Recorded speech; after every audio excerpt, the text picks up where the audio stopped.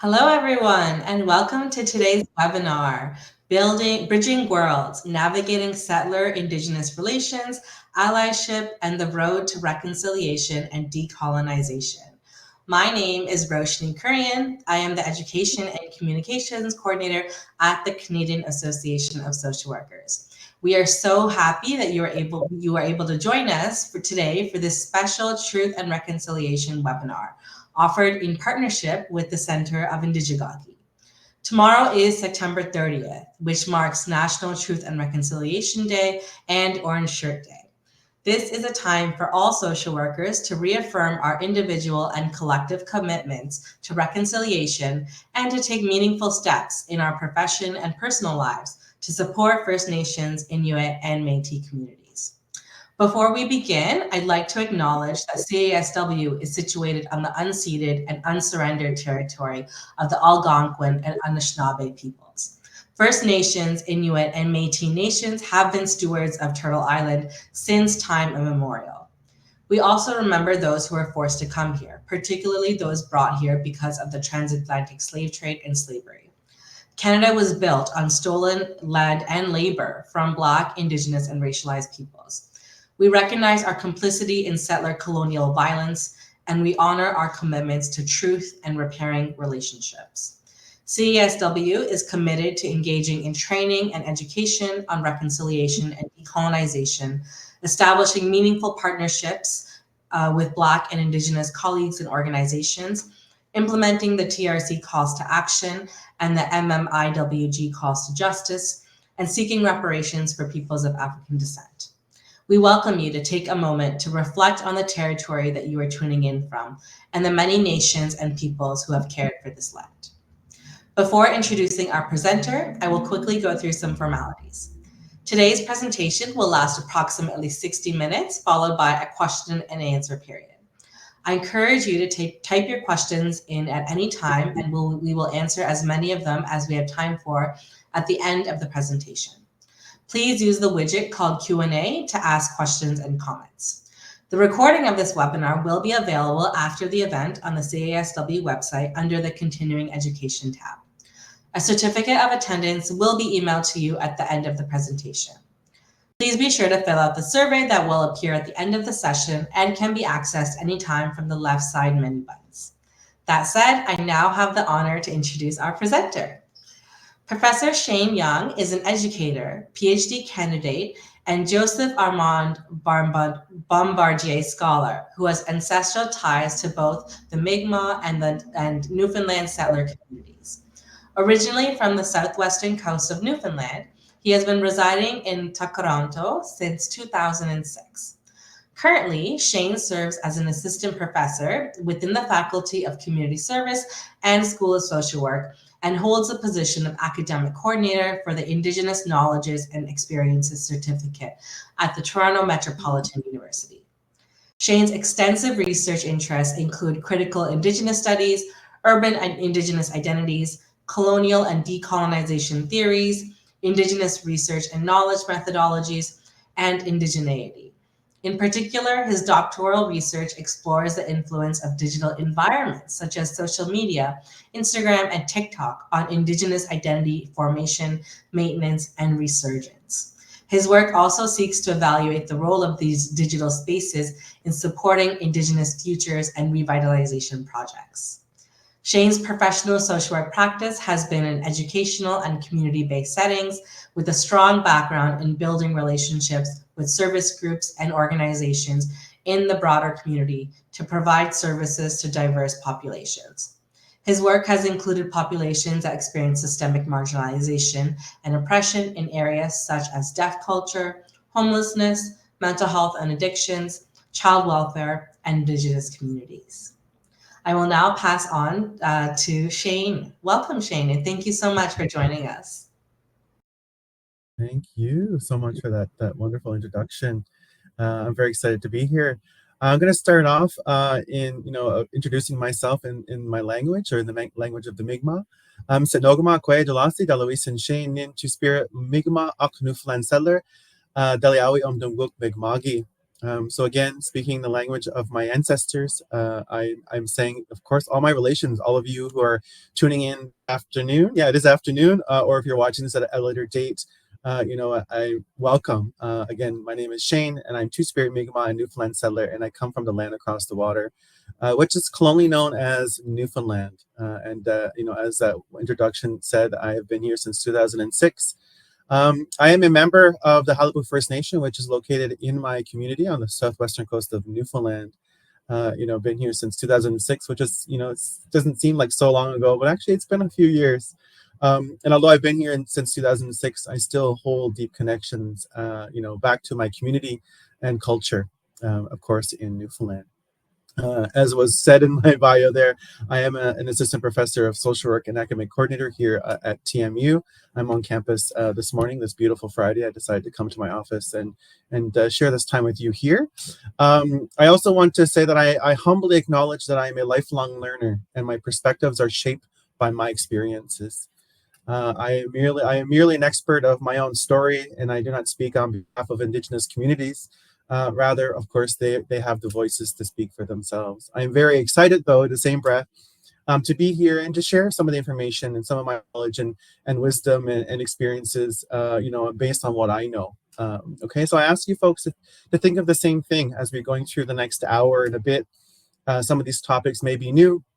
Some of these topics may be, maybe not, not, and maybe we're at different places and different stages of our learning and where we're at with these topics. So I ask you to think about that, right, in regards to, what's new here, what is something that you maybe can explore more, right, and what does that mean for you, and hopefully we can pick up some of that stuff at the latter part of this morning anyway, or this afternoon in the question and answers. Okay.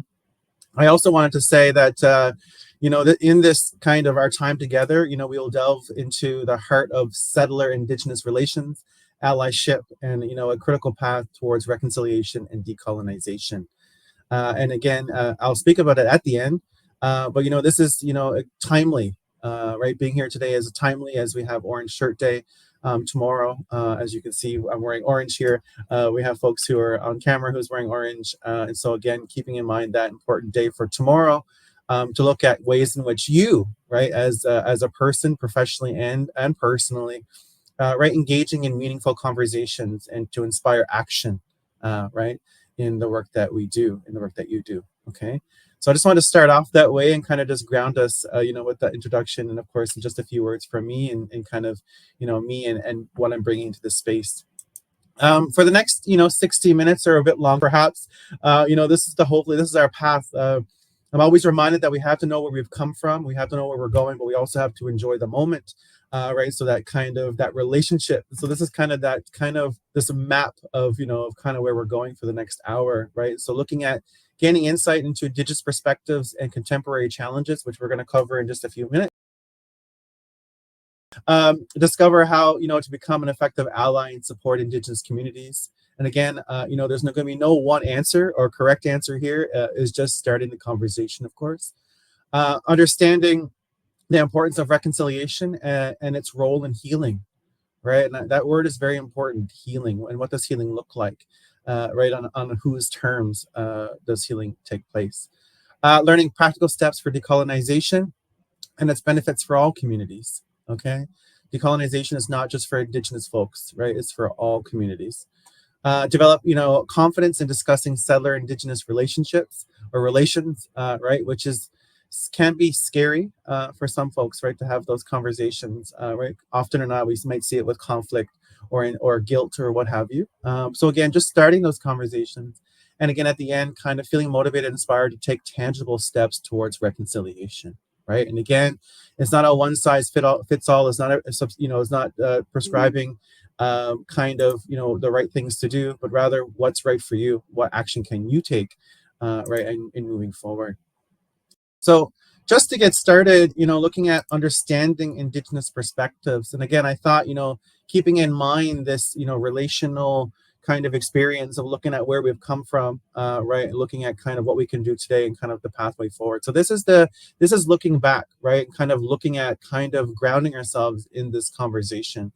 Okay, is understanding Indigenous perspectives, right, And again, hoping to explore here, Indigenous worldviews at a very, very simple, kind of understanding right now, given the fact that we're on an extremely time limited, hour, 60 minutes or so. But exploring Indigenous worldviews and contemporary challenges, right, of course, faced by Indigenous communities. And again, just as a disclaimer, I'm looking at just a couple of the general ones. There's much diversity and experiences across this land, east to west and north to south, right? Much diversity, and the realities and experiences of Indigenous peoples are not the same. So I just wanted to just respect and honor and say that, and so, the things that I'm covering are very general, okay? And so if you're not joining us from Toronto, like myself, you're joining us elsewhere in Canada, right? Think locally, right? Think about the places in which you are finding yourself situated on, where you work, you live, you play, right? You raise a family, or you just do your day-to-day activities, right? Look locally, right? Looking at these conversations locally. So I challenge you to do that, to think about that when we're kind of course, moving forward, okay? So again, looking at Indigenous worldviews and values, right? So let's start here and let's kind of shift our focus on the concept of an Indigenous worldview. And again, I'm being very general here, folks, right? Just because, we're just trying to, again, just starting the conversation. And it's, looking at Indigenous worldview, it is vital to appreciate the diverse and intricate tapestry of Indigenous cultures, okay? And this country is vast, right, from coast to coast. We have many different peoples, different provinces, and much diversity. And that diversity also is relevant to the Indigenous peoples, right, of these lands. Within the umbrella of Indigenous peoples, right, there is lots of different ways of knowing, being, and doing, and so we have to respect that and honor them. And that, of course, different communities, have different ways of knowing, being, and doing, as I just mentioned, have different values, different traditions, different ceremonies, different languages. And again, there's lots of richness, in that tapestry across this country. Also exploring, their respect for ancestral knowledge, okay, and sustainable living, right, can provide us with invaluable insights on, how our own lives, insights on our own lives, and also for our broader world, right. So again, looking at that knowledge that is held right within Indigenous communities, and beyond is vital, okay. Indigenous worldview, right, encompasses a vast spectrum of beliefs, of practices, of different philosophies, right. And it's also important to note here, as we're sharing this, is that it's not monolithic, right, a group, but rather represents a multitude of cultures, a multitude of perspectives, and each, of course, having their unique worldview, right, which is quite beautiful to see, if, of course, if that is something that you see across this beautiful country. An Indigenous worldview, also connection with nature. Okay. Interesting enough, I got here this afternoon, right, didn't see one real piece of grass. Right, everything is kind of fake in downtown Toronto. It's all concrete or otherwise, or glass or cement, right. But going back to, connection to nature, right, this is huge part of an Indigenous worldview and a value, right. That connection to nature is the center. It centers elements of Indigenous worldview, and it's a deep spiritual connection, right? That sense of nature within Indigenous communities and worldviews. Okay, Indigenous communities often, view themselves as stewards of the land, right? And that this has come in since time immemorial, about, kind of respecting and kind of being stewards for this land, and to ensure that it's in a good way for the generations to come, right? Which is important. Since that's not a reality of our current world, right? We don't look at the future generations when we talk about the land or nature. Thinking about community values, right? So, of course, Indigenous cultures emphasize the significance of community and collective well-being, right? So it's not the individual, right, but rather looking at that collective, right, and how we are all part of all of creation, right, of this very complex and dynamic world in which we live in, right? Spirituality is another part here, right? Plays a profound role in Indigenous worldviews, right? It's intertwined and interwoven, right, and connected to the nature and community, right? And so again, a very complex network. Spirituality also, involves the land, the animals, the ancestral, the spirits, and of course, looking at that from a more holistic way, right? So all of creation. Okay, it's not just us. There's not just us, the human beings, that whole value in this greater, network of life, but rather there's also, the all of creation, those animals, the winged, the four-legged, the crawlers, right? There's a broader network within our world. Looking at Indigenous knowledge or ancestral knowledge, right? Indigenous communities value and pass down that ancestral knowledge through generations, right? And again, we'll have some conversations shortly about how that's been impacted by different policies in our world, right? But for Indigenous communities, that's very important, passing down that knowledge, right? And particularly for those young people, right? As the next generation, and of course, that knowledge encompasses a wide range of skills, right? Sustainable agriculture practices, as an example, to traditional healing methods, right? These are all important parts of indigenous worldviews, right?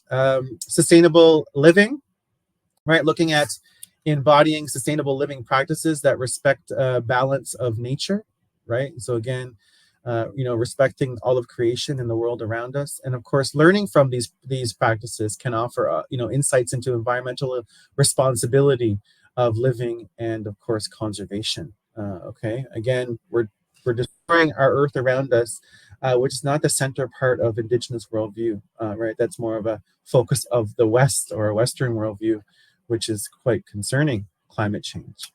But again, that's for another webinar. But just wanted to make this, make that known in regards to the importance of balance and sustainable living within Indigenous worldview is very important. Okay, so I just wanted to start off that way. And again, this is a very, just a very, oops. I didn't realize that you are not seeing my slide. Okay, sorry about that. So you should have been on this slide. I didn't realize I didn't change the slide there. Sorry, folks. So again, looking at kind of that, the Indigenous worldview and values there, just on a more, general level. And again, I'll ask you, to look at that from a more local level if you're not joining us, from, if Anishinaabe or even Haudenosaunee lands here in Toronto. Okay. Moving on, now I got the slide correct, making sure I'm staying in sync with you folks. Looking at some key issues today, okay? Looking at key issues today, we could be here maybe for the next several months talking about this, but of course we're limited. But it's looking at some general, right? Looking at some contemporary challenges faced by Indigenous communities today, and again, looking at kind of where we're coming from. These challenges are ongoing, right, and a reality that we must address, right?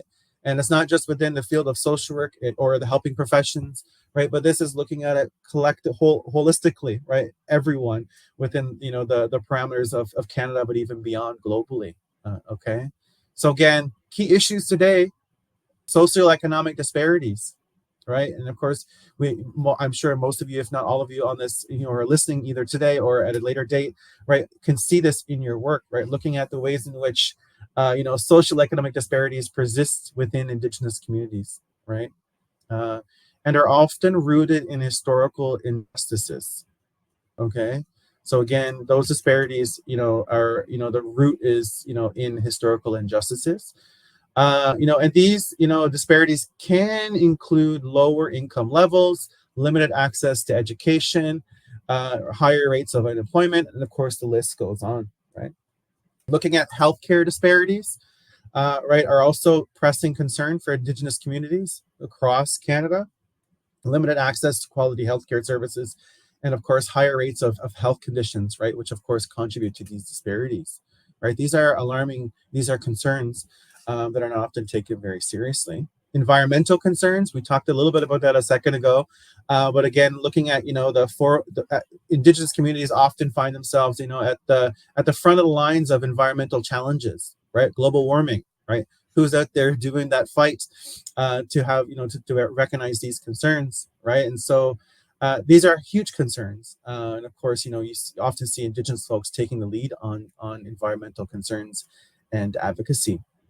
Not always, but generally speaking. Land rights and disputes, right, is another one which is ongoing, right, within Indigenous communities who are advocating for their territorial rights. Okay, and again, in Canada, right, Indigenous folks, communities across these lands are still, fighting and advocating for territorial rights, right? Disputes are complex legal and political battles and demand attention and resolution. Often we don't see much attention or resolution, right? These are ongoing. right, which is also concerning. The progress in clean water access is another one, right? That's why I included this image here, right? This is a current reality in 2023, that we're still talking about clean water right across this country for indigenous communities, right? Deplorable, right? As of March 22nd, 2023, we have seen some positive, I guess, yeah, some positive progress in addressing critical issues such as, drinking water, in First Nation communities. Notably, 138, long-term drinking water advisories have been lifted. Right, of course, that's great, but it's not finished, right? And so currently, right now, from my statistics that I have here in my notes, there are still 28 First Nations communities grappling with long-term water advisory, across this country. Okay, that is 28 too many. Okay, and that number may be off. I have it here, it's between 28 to 32. Regardless if it's 28 or 32, although important, it should be zero. Right, so that's the important part here that I'm trying to make sure to get across. Because look at this image, which I find, when I look at this image, I can't believe it. And so just some concerns that I wanted to share in regards to setting, our conversation today. And the pathway forward, before I move on to the next slide, pathway forward, I'm not sure if I have the answer, right? I'm not sure if anyone has the answer, but I think acknowledging these issues, right, I think is a first step, right? Acknowledging the importance and the impacts of, these challenges, I think is an important step, right? And we must continue to work collaboratively to address, these issues, respecting the rights and dignities of Indigenous communities across Canada, if not globally. Okay. I want to just delve into as well. Now I'm an expert on changing these slides. I'm so proud of myself. Is looking at settler relations, right? And again, understanding historical, but also the contemporary dynamics. And again, I keep repeating this because I think it's important to just remind ourselves that this is just touching the surface, right? Just touching the surface. So again, just think about how this relates to you. Where do you find yourself, placed in these conversations with these topics? What is your responsibility as a person here, in Canada, as a Canadian, right, who is a treated individual? Okay, so kind of thinking about that, where do you see yourself in these conversations, in these topics, in these ideas? Again, looking at colonization, right? Let's look at some of the historical context, right? Looking at the European colonization has profoundly impacted Indigenous communities, right? I'm sure we can all come to an agreement that colonization has resulted in forced displacement, right, of Indigenous peoples and their lands, leading to significant impacts, which we covered some of them a few seconds ago. And colonization has, as a European colonization, the European colonization has greatly impacted Indigenous communities.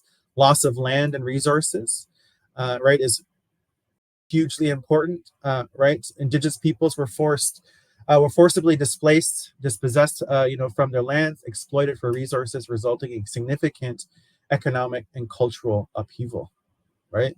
And this could be a thing of the past. This happened during colonization. Colonization is not over, though. These things are still ongoing, right? These things are still happening today in one way or another in our current reality.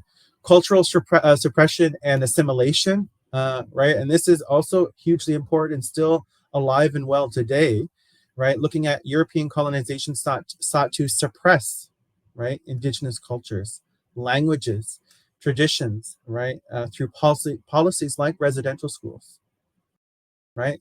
Again, leading to the erosion of Indigenous identities and ways of life, right? And what impacts for the future generations if we're looking ahead. And last here, looking at treaties, right? Treaties, again, this could be an entire conversation as well. But looking at the significance, right, of treaties in settler-indigenous relations, huge, right? Historical treaties establish land sharing agreements, right? Modern treaties address land claims and self-governance, playing a crucial role in recognizing and protecting Indigenous rights, right, within this country. And cultural and legal significance, right? Treaties uphold a cultural and legal importance, of course, representing sacred commitments in Indigenous cultures and serving as legal frameworks, right, for Indigenous lands and the relationship with the Canadian government, right? So again, keyword there on relationship. Um, Moving forward here, looking at colonization's impact, right? This is deep rooted. This is extremely deep rooted, right? The loss of culture, or the attempt to eradicate that. The destruction of indigenous cultures, including loss of language, traditions, right, and of course the painful legacy of colonization, 500 years and going, right. Um, Looking at colonization as a destruction of culture, loss of language. I was talking with an elder recently about this and just having a conversation about the limitations of the English language, right? And the beauty of indigenous languages to be able to express that whole teachings within embedded in that language, and how that is so freeing in different ways, right? Which we kind of to counteract, of course, the huge limitations that the English language puts on us in communication with self, with others, and the world around us. Um, Looking at the erosion of tradition and cultural practices, right, is another one, huge. Of course, looking at replacing that, right, with European customs and values, right, and of course that assimilation and the impacts of assimilation. Forced here Forced displacement, right? So looking at ancestral lands, right? And again, living on lands from generation to generations, time immemorial, living on lands, and to be able to have that relationship with the local land, and then to be placed somewhere else on a land that is not familiar with you, right? As of course, that's had huge impacts here in Canada as the reservation system, right? And so again, looking at the impact of that as a part of the colonization process, right? The disruption of communities, right? Forest displacement disrupted traditional indigenous communities, kinship networks, ways of life, right? Leading to a breakdown in social and of course social structures and cohesion, right? And so again, looking at ways in which the generations have been doing it one way for such a long period of time, and looking at the impact of just being uprooted like a tree being sawed off and having to be put somewhere else. Your roots cannot grow right to its potential. Right? I often use that example, actually, that that idea of a tree being cut from Mother Earth, right? And that tree, those veins probably go miles and miles that have been growing, for hundreds and hundreds and hundreds of years, and then to be sawed off just nonchalantly, right? Just for the sake of just sawing it because colonization, right? And then to be put somewhere else, and that tree is expected to flourish in a different environment. On a, maybe it doesn't have soil, does not run deep, perhaps, or there's bedrock, whatever that may be, right? And that tree is expected to grow. Those roots are expected to grow, and those roots are supposed to hold that tree firm, and that tree must stand strong, right? How, right? How does that take place, right?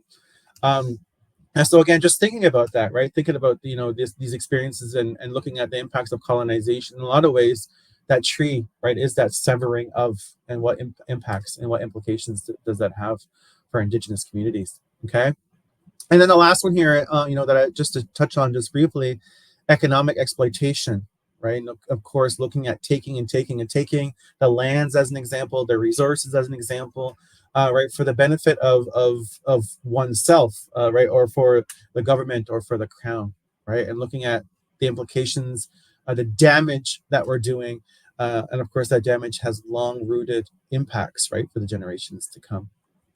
I wanted to do, I think we have a couple more here, and then I'll move into, we're approaching some of the ally stuff. So I just wanted to share that's coming up shortly here. Looking at treaty relationships. Okay, this is another important, thing to discuss. We talked a little bit about it on a few slides ago, but just wanted to kind of get a little bit more into it. Right, treaties play a crucial role in shaping settler and indigenous relations. Okay, Although I'm a social worker and educator, I'm not a law individual, but I still recognize the fact that treaties are extremely important, in looking at ways in which we are coming together and we look at, settler and indigenous relations, right?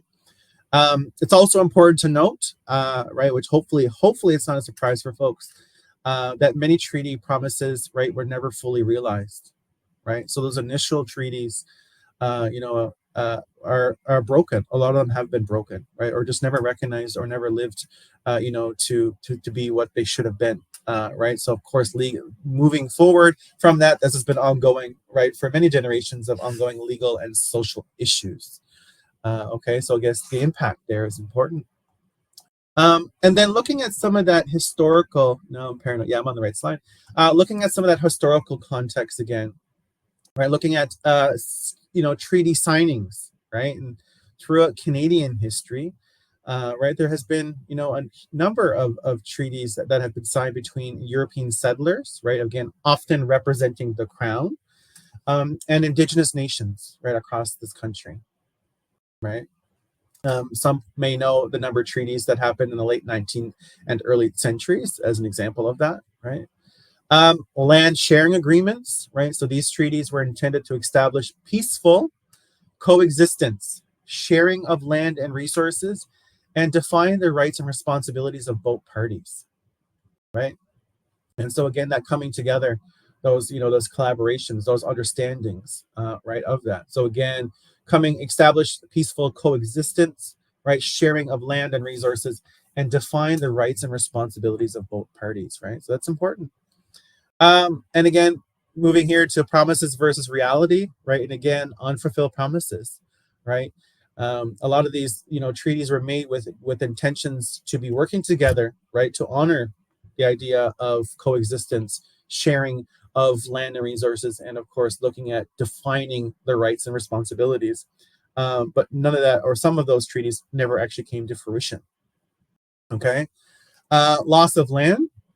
Again, land is going to be the center of all conversations, with respect to most Indigenous communities globally, not even here in Canada, right? Land is the center in a lot of ways, right? The reality that the loss of land, right, involves, again, the disposition of Indigenous lands, removal of, and again, looking at that tree, right? What does that mean to be putting those roots that have been rooting for so long somewhere else when that has been sawed off, okay? And last but not least here is looking at as well at legal implications, constitutional recognition, as well, here in Canada, Section 35 of the Canadian Constitute Act of 1982, right? Of course, affirming Indigenous rights, and of course, modern day treaty negotiations, right? So Indigenous nations continue to negotiate modern treaties, particularly land claim agreements here in Canada. Of course, that also doesn't stop here, that's globally as well, right, to address the ongoing or historical injustices, for Indigenous communities within Canada. Okay, kind of, to balance the conversation, I also wanted to look at, some of the settler Indigenous relations, right, looking at what's going on, right? Again, it's not always looking at the negative or the daunting, although that's a part of it, but also looking at, where are we right now in regards to these kind of relations, right? And again, these are just some of the things that I have brought forward. These lists is not exhausted by any means, but also thinking about where you fit in here, as well, looking at our profession and how it fits in here.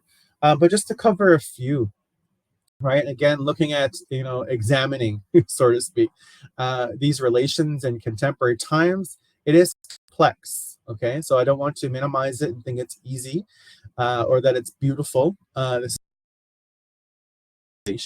looking at settler and Indigenous relations, and there are positive, right? And so here there's a few, right? Reconciliation efforts, right?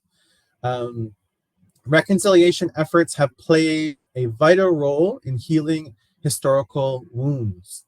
Okay, and examples, of this include the Truth and Reconciliation Commission's report, right, looking at the kind of the after of the things that came after that, right? And so again, looking at reconciliation efforts, right, and what does that mean, right? These efforts, of course, provide a platform for acknowledging past injustices and working towards meaningful change, right? I can certainly say that they do look at, of course, acknowledging past injustices. And of course, they are potentially can be a roadmap for, meaningful change. Now, where we're at with that meaningful change and how we define meaningful change, I think is up for interpretation, which could warrant a further conversation, but just something to think about, right? And again, looking at here in Canada specific, mentioning the TRC, right? It's again looking at shedding light on that dark history of residential schools here in Canada, right? Which again, not that long ago, 1996 was not that long ago. Looking at cultural revival, right? So again, looking at positive, right? Looking at Indigenous culture revitalization is a remarkable testament for resiliency. Okay, so given all of the many hundreds of years of colonization and policies of trying to assimilate or to eradicate otherwise, we are still here. We are still here, right? And so that is a true testament to resiliency of Indigenous communities globally, and of course here in Canada, as part of globally, of course.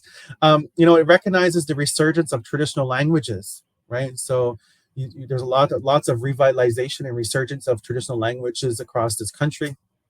Art as well, looking at music and ceremonies. Okay, Indigenous communities are actively preserving and celebrating their rich cultural heritage, ensuring it continues to thrive for the generations to come, right?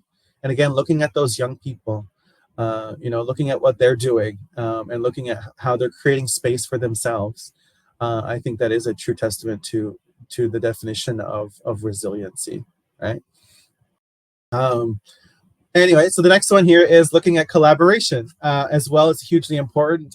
Successful collaborations between Indigenous communities and settlers have been pivotal in bridging divides. Right, it's huge. Again, we're not perfect at this, I don't think so, but I think we're making strides towards, perhaps. May not be the same for both Indigenous and settler relations or perspectives, but I think there is somewhat of a collaboration taking place in one way or another, right? And these collaborations, take on various forms, right? It can be joint economic ventures, it could be educational partnerships, right? It could be cultural exchange programs, right? Looking at ways in which we can foster mutual understanding and respect, right? Which I think is important there to recognize that, and I'll say that again, right? Looking at collaboration where, collaboration fosters mutual understanding and also respect, right? It's not just one-sided. And just to, segue a little bit here in the negative, unfortunately, again, the balance, right? Looking at the ways in which challenges still persist, right, within settler and Indigenous relations. Right, in this list, I'm sure it's much longer than just three, just so you know. But I have three here nonetheless. Looking to, let's explore some of these, okay? So looking at land disputes. Again, we talked about this a little bit earlier, but again, just to center it, because this is an ongoing issue, right? So again, contemporary land disputes are a source of tension, right, between Indigenous communities and settlers, right? And of course, these disputes often revolve around territorial rights, resource management, land development, requiring careful negotiation and recognition of Indigenous sovereignty. Right? Economic disparities. Again, we spoke about this on I think it was the second or third slide as we started here this afternoon. Again, this is ongoing, right? This is still something that it's not really being addressed. Includes income inequality, limited access to quality education, healthcare, of course, disparities, as we mentioned earlier, and of course, continue to affect Indigenous communities, vastly. Cultural insensitivity is another, and this comes up in different ways, right? So again, looking at instances of cultural insensitivity and discrimination, underlying the need for ongoing dialogue and awareness, right? This is huge, right? A cultural appropriation, looking at stereotyping, looking at biases. We all have biases. The question is, what work are we doing to uncover them, to look at where they come from, to potentially change them, right, as we move forward, so they don't perpetuate harm, and they don't hinder positive relations, right? So again, that's looking inward. right? This is not looking outward at the systems in which we're a part of. This is looking inward and saying, hold on a second, right? What is this conversation for me, right? What are some of those biases, right, that I hold, right? Looking at where, again, they come from, looking at ways in which they impact the people in which we're working with, whether personally or professionally, right? Again, we don't do an off and on switch, in the world of social work, right? And so again, looking inward on that, right? Where do those stereotypes come from? Where do those biases come from? And again, not just towards Indigenous communities. I think any member of that experiences, or any community that experiences marginalization within our world. Okay, so again, just covering a few here, right? Again, settler-indigenous relations in contemporary times are marked by both progress and challenges. Right, and I think we have to see that balance, and again recognize that we still have a long way to go, right? But to have balance, there are great things that we're at least doing too, but to move forward in a good way, which segues into the next. Here is looking at kind of for this part, is looking at moving forward, right? Move forward, reconciliation, in my opinion, is key. Okay. It's not just a buzzword, which some of us have come to see it as that, or it's been overused, but the true essence of reconciliation, what it entails, right, has different meanings, potentially for everyone who's here. We could all have our own understanding of what that is, but nonetheless, I think it's an important part of moving forward, right? Education and awareness are fundamental in promoting understanding, and respect and collaboration are essential, right, for a brighter future, right? Collaboration and respect. So reconciliation, here, just to talk about a few, building trust and healing. And again, that word healing is coming back. Reconciliation is vital for settler-indigenous relations as we seek to heal historical wounds, right? And again, there's no time limit on that, okay? Although we try to, in a Western world, have limits and say, okay, you have enough time to heal, now let's move on. That's not how it works. Okay, there's more than one party here at the conversation, but again, seeks to address or to heal historical wounds. Reconciliation, building trust and healing looks at, of course, building that trust, fostering positive relationships based on mutual respect and understanding. Again, that word respect is coming back into this conversation. Addressing historical injustices is another one, right? Acknowledging the injustice of the past, right? Acknowledging colonization and systems that were at play, right? One being, of course, the residential school system, right? And which, addressing those historical injustices aims to redress those wrongs, right? Through meaningful action and policy change, right? And the last one here, the second last one, looking at education and awareness, right? So again, fostering understanding and awareness, right, play a pivotal role in settler-indigenous relations by fostering understanding of Indigenous history, cultures, and contemporary issues, right? And again, knowing the diversity and richness, right, within those different histories, cultures, and of course issues across Canada, right? Challenging stereotypes, right? Challenging our own biases, knowing that we have them, and if you say you don't have them, then I think, in my opinion, that's an issue. We have them. Okay, we all have them. So challenging that, right? Challenging those misconceptions or the stereotypes that you have, and really, creating a foundation for empathy, right, and informed dialogue between Indigenous and non-Indigenous communities, right, across this country. And last but not least here, respect for collaboration, right? Mutual respect, encouraging respect for Indigenous rights, traditions, perspectives is essential for the reconciliation process, right? This respect forms the basis of productive and equitable relations, right? Or at least it's the start anyway. And last but not least here is dialogue and cooperation, right? Which, between Indigenous and non-Indigenous communities are essential for addressing shared challenges and working towards a more inclusive and, of course, equitable future, right? So what I want to do now is segue a little bit. And again, as I mentioned at the beginning, I want to say it again, all the topics that we're looking at or I'm sharing with you today is looking at how this relates back to self. How is this information related to the work that you're doing? right? And of course, looking at it as a pathway forward as well, right? So again, looking at the meaning of allyship, right, in the context of Indigenous issues, and of course, its potential impact on reconciliation. Okay, so again, these are my understandings, and again, I welcome you to think about how do you see these words, these conversations as well. So defining allyship. Okay, and again, there's not one definition. So again, I ask you to think about, your thinking or your understanding, your experiences with allyship. But to begin our discussion on allyship in the context of Indigenous issues, let's start just by defining it, okay? Which I'm going to do over the next little bit here. And, and also understanding that allyship is the first step, potentially the first step, towards becoming an effective advocate, right, for groups experiencing marginalization and oppression, right? So it could be a good place to start. Not the only way to start for sure, but it definitely could be one of those first ways, right? Or at least the action of allyship. So what is allyship? Okay, at its core, allyship is a commitment, okay? I firmly believe that allyship is a commitment, not a fancy definition or something you can slap on your shirt and saying, I'm an ally, but rather allyship is a commitment, okay? It is not a passive acknowledgement of the struggles faced by groups experiencing marginalization, okay? But rather a proactive and ongoing dedication to support and stand with, okay?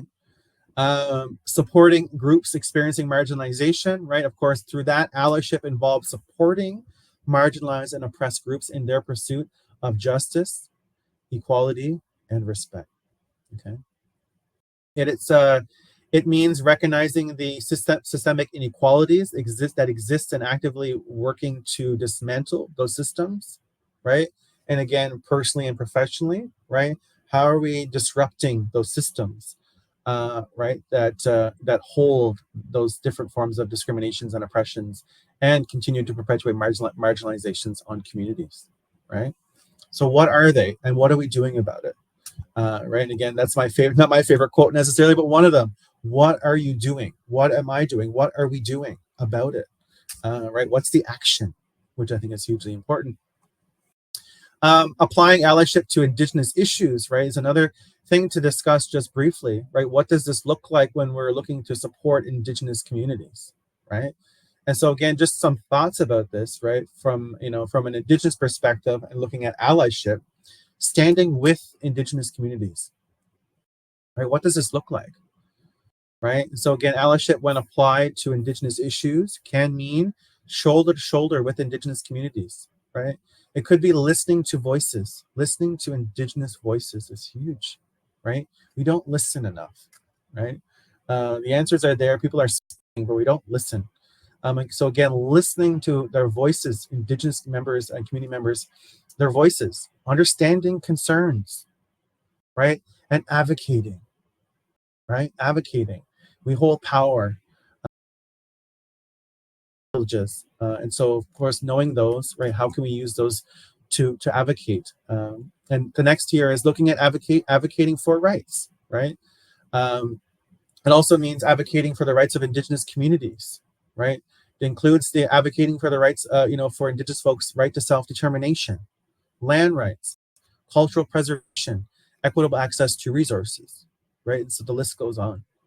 Allyship involves educating yourself about others and about the historical and contemporary challenges faced by Indigenous communities, right?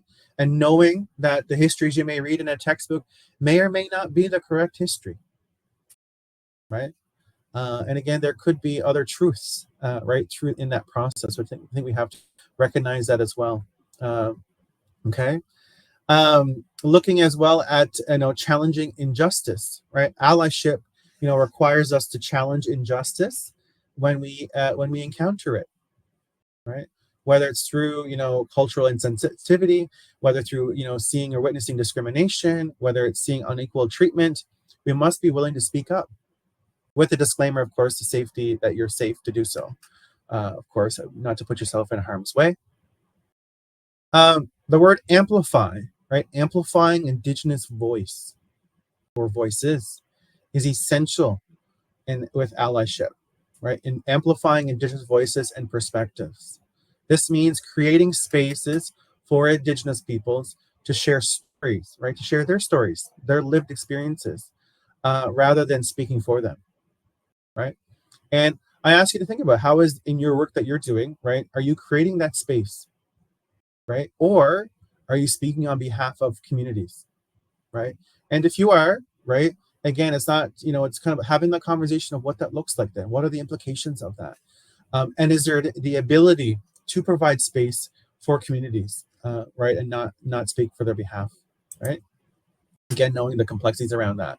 Okay, so again, allyship here, as we kind of leave this slide to move to the next and looking at the meaning of or actually we're still continuing the slide, but looking at ways in which allyship is a commitment to supporting marginalized and oppressed groups or groups who experience marginalization and oppression, of course, including Indigenous communities. Okay, key aspects of allyship, right? Again, there's could be many more than this, but these are just some that I have wanted to share with you folks today. Okay, is looking at what were my notes? Looking at the acknowledging history and ongoing injustices, right? So again, center to allyship is recognizing the deep-rooted historical injustices that Indigenous peoples have faced on these lands as a result of colonization.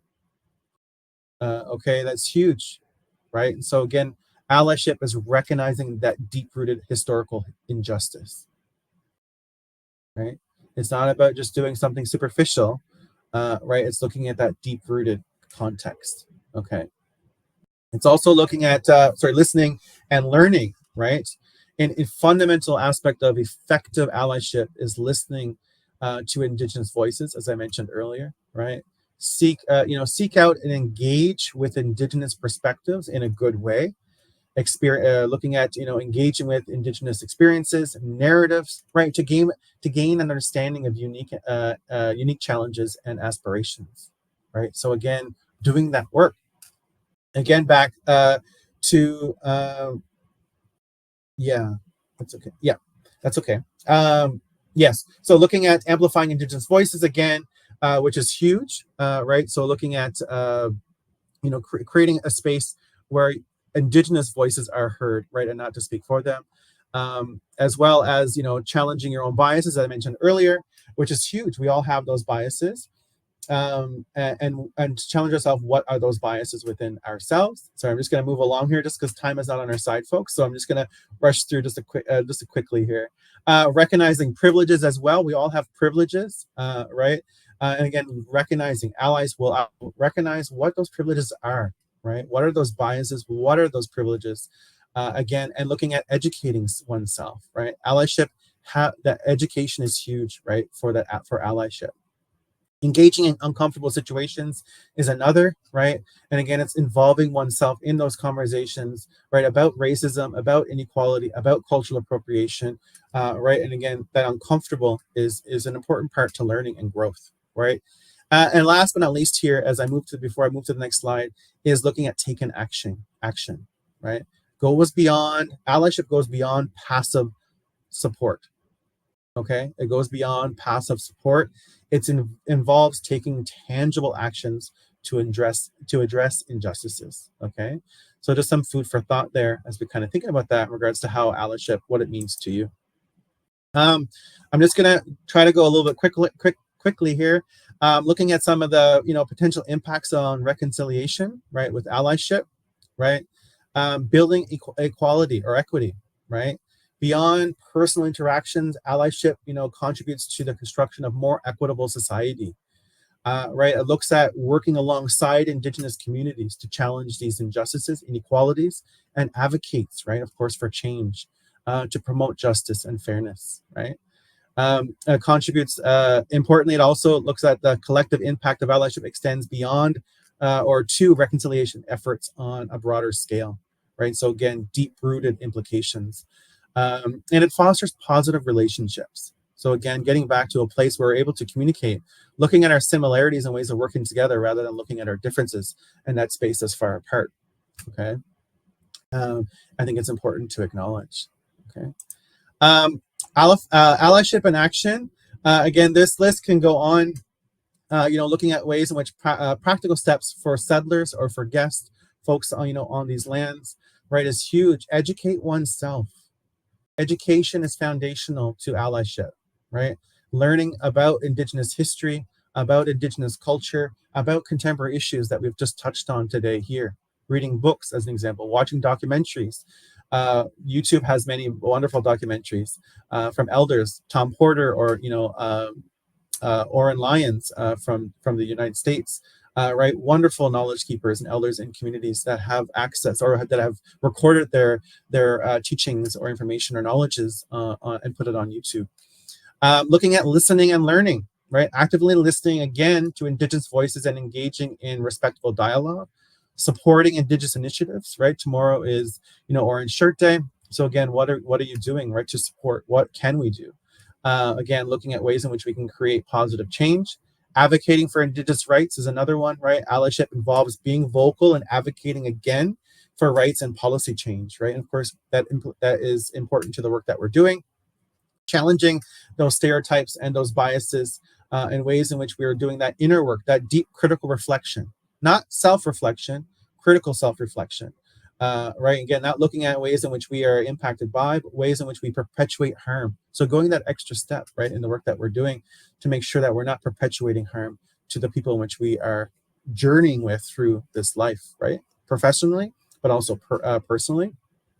Also looking at acknowledging privilege, right? What privileges do you have in acknowledging that? And how can that, of course, impact the people in which we're going to be journeying with? Looking again, I said self-critical self-reflexivity as well. That's another one which is important. Again, ways in which we perpetuate that harm, ways in which we can not do that, right?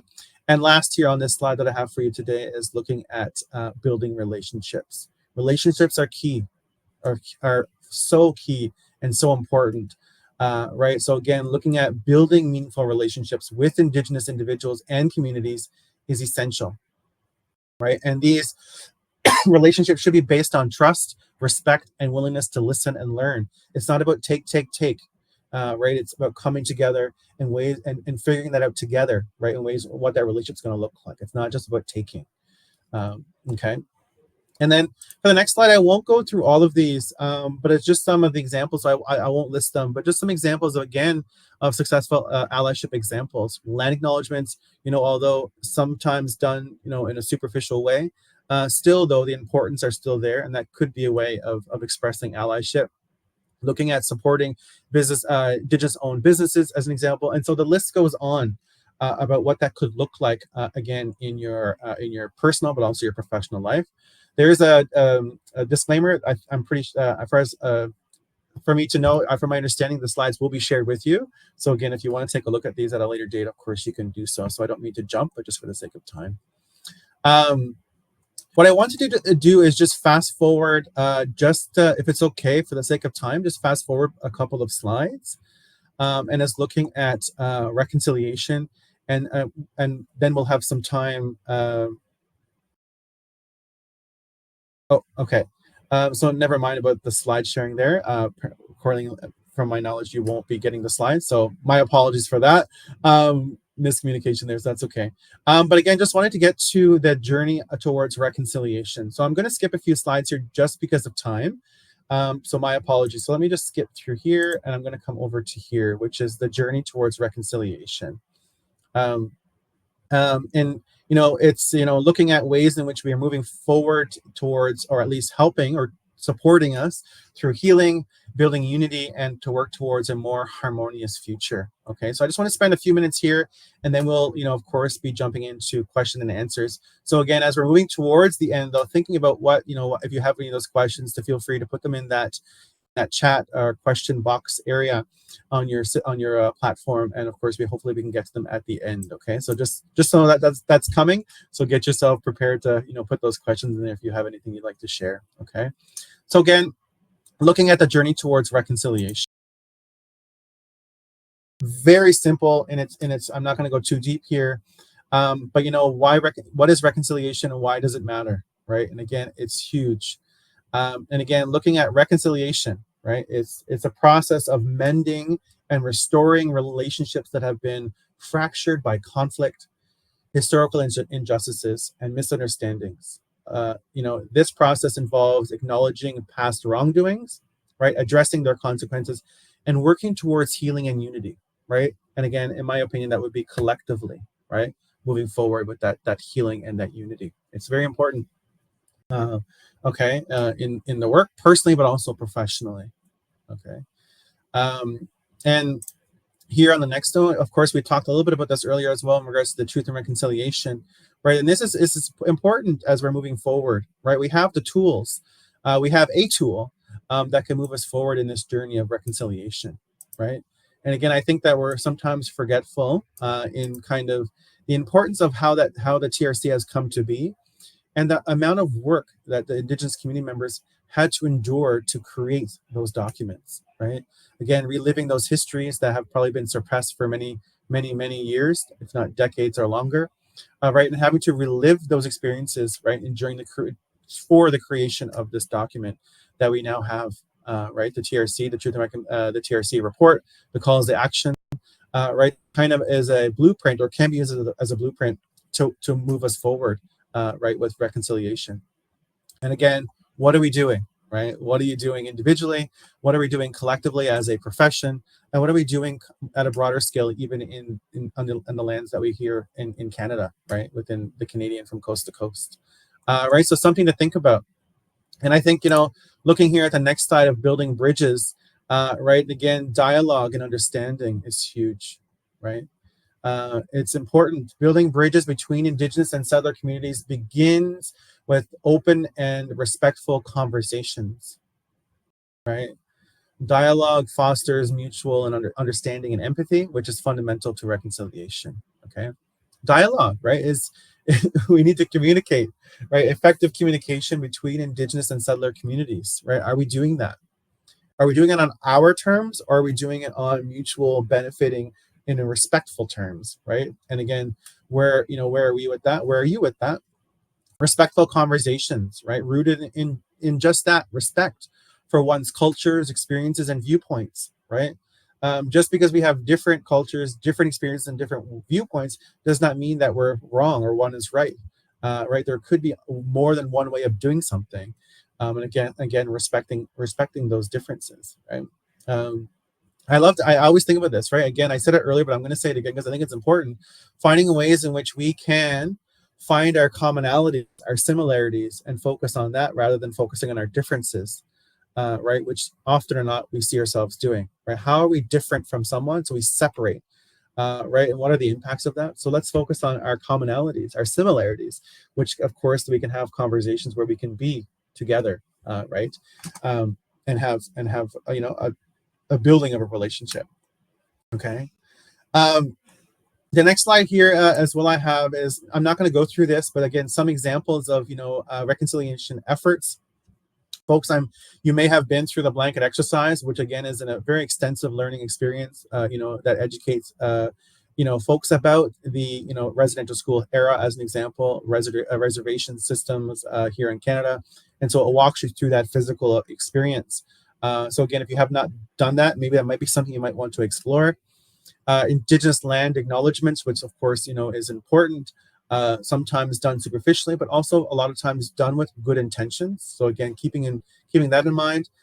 Indigenous art and cultural exhibitions, which is just a couple examples here, right? Which again to shows that foster of pride and respect within Indigenous and for Indigenous communities, right? That we see that is coming up. So again, I just have a few more slides, and I promise I'm going to hand it over to you folks. Okay, so just keep in mind we're coming up to very close to the end here. Is looking at successes in reconciliation. Okay, and again, successes is very loosely used here. Again, I'm not sure if it's a success, but maybe progress, perhaps, is maybe a better word for this slide, and not success, but that's okay.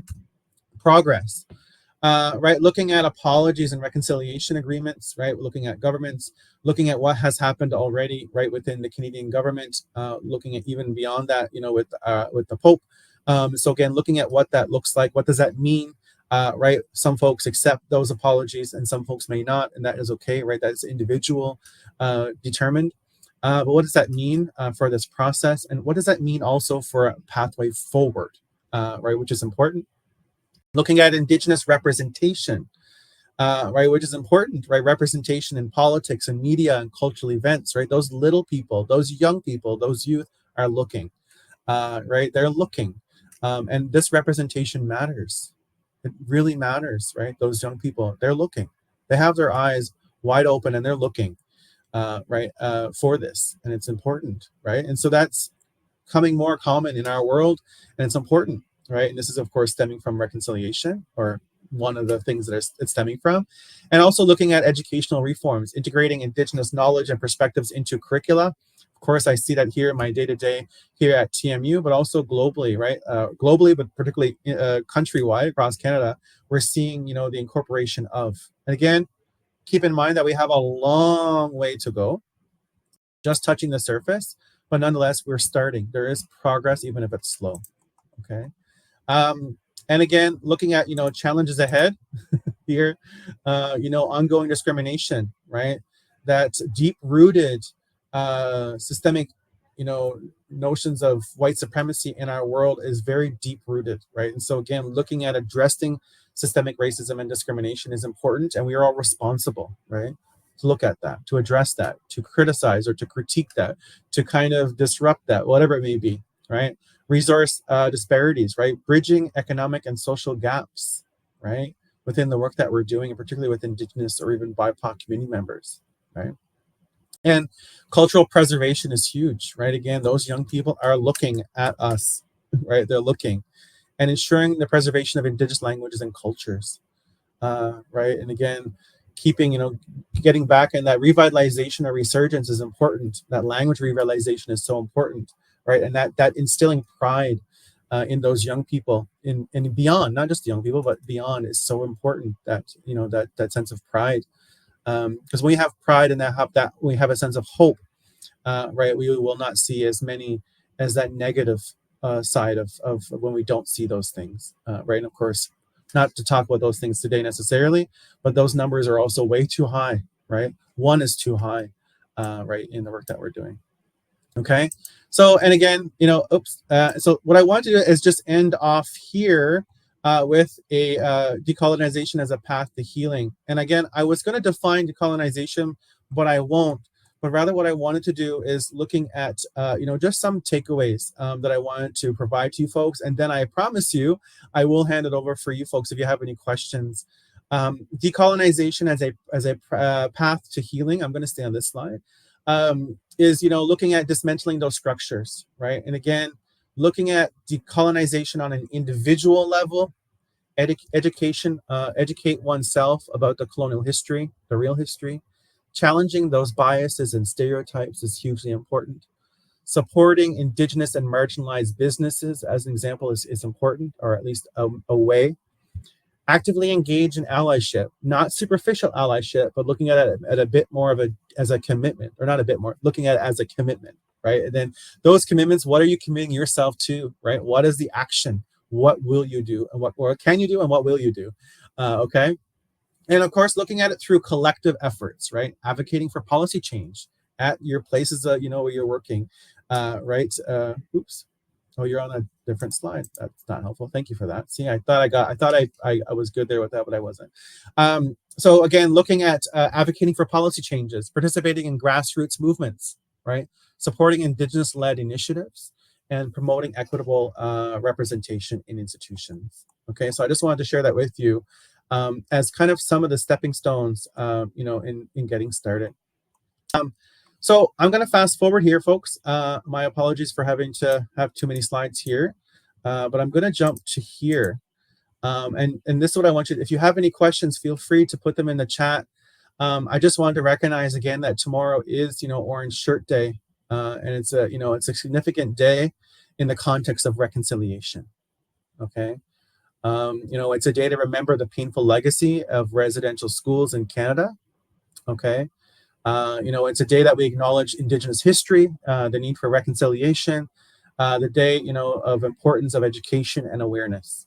right? Wearing an orange shirt is a powerful symbol, right, of commitment to reconciliation. Okay, so if you have those orange shirts, make sure you wear them. Okay, and again, that's just one thing you could do.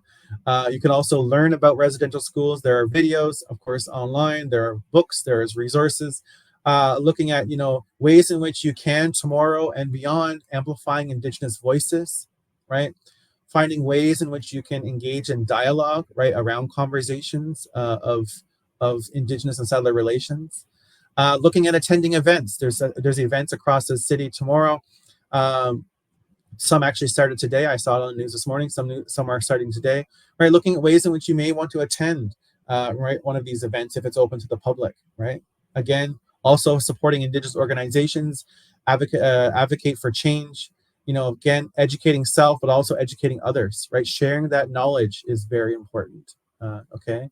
And so I'm going to end with that. So I hope that some of the things that I've shared today was helpful, as we're kind of moving forward. And again, this is just some ways of doing, of moving forward. But again, this list and these topics that I've shared are not the end of the list, right? The list is endless. So thank you for having me. Thank you for being here, and thank you for listening. If you're watching, of course, now or at a later date. And I'll head over to Ashni. Hello. Thank you so much, Shane, for that excellent presentation. We have a number of questions from our audience members for you. So first question is, what has been your own personal, most beautiful learning from connecting and growing in your mixed identity as both Indigenous and settler? What a lovely question. uh, One of the, actually, it's funny. I wore this today. Actually, I'm going to respond to that question by sharing with you what I'm wearing, because actually, I think it beautifully answers the question. So thank you for that question. For me, it's been a road. It's been a journey, and it's not a beautiful journey. Looking at the ways in which, particularly the Mi'kmaq of Newfoundland, how it's kind of even my family of identity suppression and what that meant. The idea of being in a body of presenting a particular way, looking at family members who cannot be cannot pass in this world, right? And so what does passing even mean? For me, it's been complicated, right? Looking at the histories, looking at the realities of my ancestors, looking at the privilege and that I have now, right, in spaces and navigating and negotiating the world in which I live. But to go back to this, so this is I'm not sure if folks can see it or not. If I can take it off and bring it up closer if you can't see it that well, is a beaded medallion of a butterfly. And I was here a couple of years ago. I got a teaching from Joanne Dallaire, who is an elder here on campus, the butterfly teaching, which I won't go into detail right now about, but I was inspired by that teaching and about how that butterfly changes, and the value in that, right? And of course, we start off of that caterpillar, and then of course we kind of fly off into the world and as that beautiful butterfly.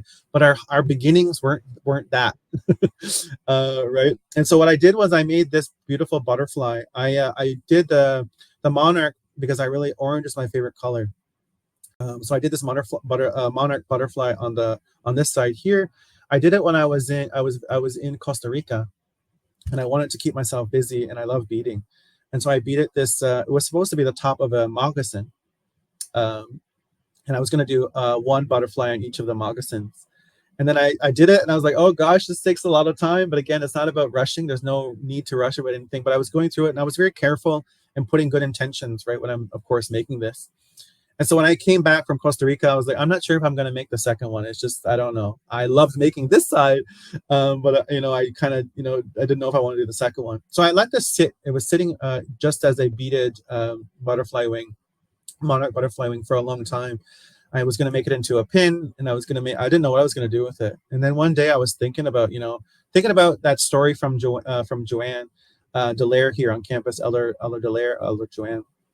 Thinking about my reality, my history, my journey that's been going on for the last 15 plus years, but really into my journey in the last 7 to 10 years, about kind of asking myself those questions. And I thought, let's do something that shows that me, right? So again, looking at that butterfly, looking at me coming into, right, celebrating, revitalizing, or coming into the process of resurgence of my own identity as a Mi'kmaq person, right? And so I saw that butterfly as my ability to explore and to navigate and negotiate this world in ways that my ancestors could not, right? So again, looking at that beautiful butterfly, that beautiful monarch. And I'm gonna stop. I'll just go to this one quickly. I'm going on a tangent. I like to talk a lot. Is looking at Newfoundland, right? Looking at that historical issue of the province of Newfoundland. And so when I say Newfoundland to myself, it comes with actually a lot of negativity. It comes with a lot of small town. I was raised in a small town. It comes from a lot of family hurt.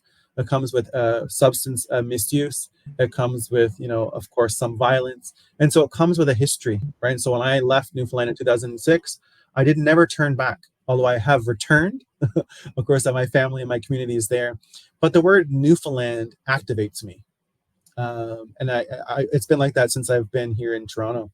And so I thought, hold on a second. But that's where my family, my community comes from. And so I wanted to express the Newfoundland flag. This is a Newfoundland flag, and saying, you know what, it's not a beautiful process for me, right? It's not all rainbows and lollipops. It's not all butterflies for me, right? And that there is a part of my history that is not so great. My grandparents Newfoundland joined Confederation in 1949, and the only video I have of my grandparents were in actual recording of them in speaking in, as it's a recording, a video, is them celebrating colonization. It's them celebrating Newfoundland joining Confederation. It's them celebrating, kind of assimilation processes, right? And to me, I have to reconcile that, right? As someone who is on a different journey, recognizing that they are living in a different time, recognizing their reality is different than mine, and recognizing that I also have power and privilege in my journey of life, right? But recognizing as well their celebration of colonization is also the fabric of where I am today and while I'm here, right? To be able to uplift, to celebrate, to look back, to journey, and to to be able to have a conversation around this medallion that I've beat it, right? And so yeah, so that, I hope that answers your question, although very, very, very long-winded.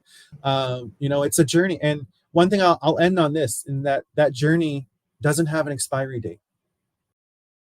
My experiences in looking at my complexities of being a Newfoundland settler and a Mi'kmaq, as being two-spirited, a queer individual, right? This is my lifelong journey, however long it's going to be, right? And I'm very excited for that ride. Yeah.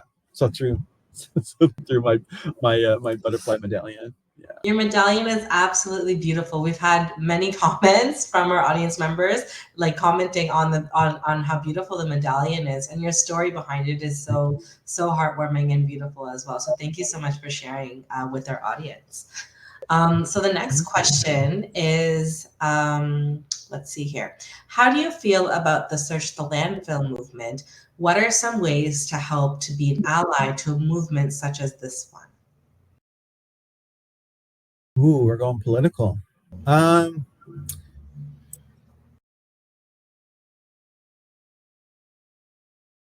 think I wasn't sure if I'm prepared to respond to it in a way that maybe the person asking it wants me to respond to it. Just because I think that question is extremely, it's political. It's also difficult to respond in a way that's it hits heart, is what I'm trying to say. Yeah. I think first and foremost, I think what people have to recognize or understand, and this is collectively across Canada, if not globally, is the actual impacts. The impacts that are ongoing. And just because we're in 2023, we're approaching 2024, we talk about history and about how that was a dark place and atrocities. A lot of these things are still happening, right? A lot of the things of the past have not gone away. Right, and a lot of these things, communities who are experiencing oppression and marginalization have known about these things for a very long time. It's just that folks have not want to hear the reality, right? Did not want to hear the reality. And so conversations around of landfill or about destruction of land, destruction of water, right? We need all these things. We need land and water to survive, right? Indigenous community members have been saying the importance of hold on a second, folks. We need to take a time out. There's serious issues here, or there are things that are happening in our world that you folks are not looking at. These conversations have been going on for a very long time, right? And so this is not new, right? Not new. And I think how to get involved it's independent, right? It depends on where you're seeing yourself at, looking at one's sense of power, one sense of privilege, right? And also just the big, what can you do, right? And I think also we have to be realistic in what folks can do. We can't just go out there and just tear down the system necessarily. Right, we also can't, we can't disrupt policy too much. Maybe in our work, right? We don't want we don't want to get fired, right? So in regards to what are the realities, what are the small things that we can do, right? And I say this to here on campus for students. Sometimes we talk about larger policy stuff. They're like, oh, well, I can't do a whole lot. But I mean, I wasn't around during that time and I can't do a whole lot because the system is just that way. Well, I'm not going to do anything. And I'm like, wait, that's not helpful. That's not helpful at all. I understand you might be overwhelmed by concepts, right? You may be overwhelmed, by the notion of the system is what it is.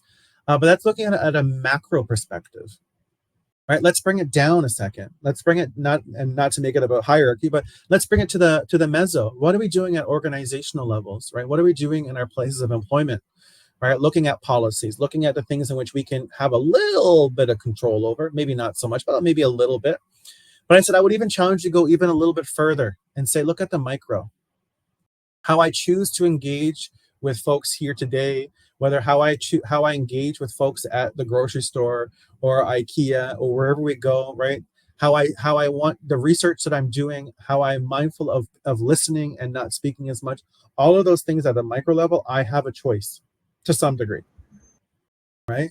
And so again, I ask folks at that micro level, what are you going to do? Right. And it's not necessarily always out, it's not necessarily, going out on the streets to protest. Right. It's not that at all. Having a client or community member come in, when I was in the field, having a community member come in and just recognizing them as a person, recognizing that they also are on a journey, recognizing the fact that they are human, right, is important. Right. Recognizing they are more than just is important. And so those are the things that I ask you to think about too. Again, looking at your life and your reality, right? What can you do, right? What is realistic? But looking at the micro and then, of course, expanding out. I think that's chipping away a little bit, I think, in my opinion, at that broader system, right? The fact that if one person leaves here today and takes anything that I said and shares it with a colleague, a friend, maybe a child or a parent, I think what I've done here today is successful. Mm-hmm.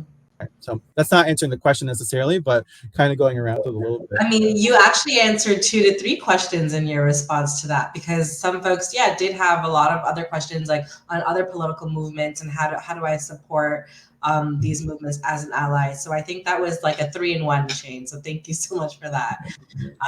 Let's try to sneak in a couple more questions. So this is a really good one.